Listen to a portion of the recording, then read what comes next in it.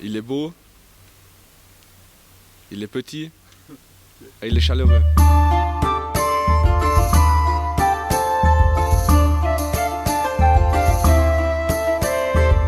C'est un petit village, du coup il n'y a pas tant de ces activités que ça. On a les sociétés locales qui font beaucoup pour que le village vive. Mais sinon, en dehors de ça, il n'y a pas de, par exemple comme à la Sarah, des clubs de foot ou des clubs d'athlétisme, ça n'existe pas. Du coup, on est obligé tous les enfants se délocaliser à la Sarah pour pouvoir aller faire notre sport en équipe. Et comme ici, il n'y a pas de sport, il n'y a pas grand-chose. Comme manifestation, on a le 1er août, c'est la grosse manifestation de la commune. Et sinon, on a, il y a le Noël du village qui fonctionne chaque année aussi. Et sinon, non, il n'y a pas beaucoup d'activités organisées par le village. C'est aussi les grosses activités sont dans le village de la Sarah, comme par exemple la fête médiévale tous les 2 ans.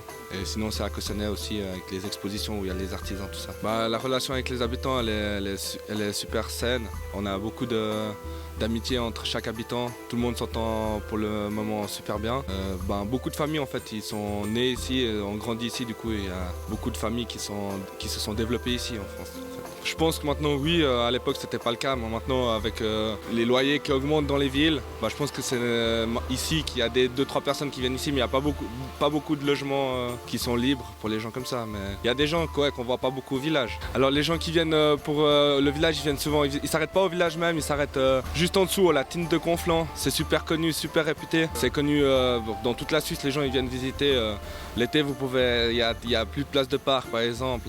Pour le nom, c'est les Ferrerois. Mais les Ferrerois, c'est défini de Ferrer. Du coup, Ferrerois, c'est par rapport au fer qu'il y avait à l'époque à Ferrer, dans les Hauts-de-Ferrer. Je sais pas en quelle année, mais c'était il y a des centaines d'années de là.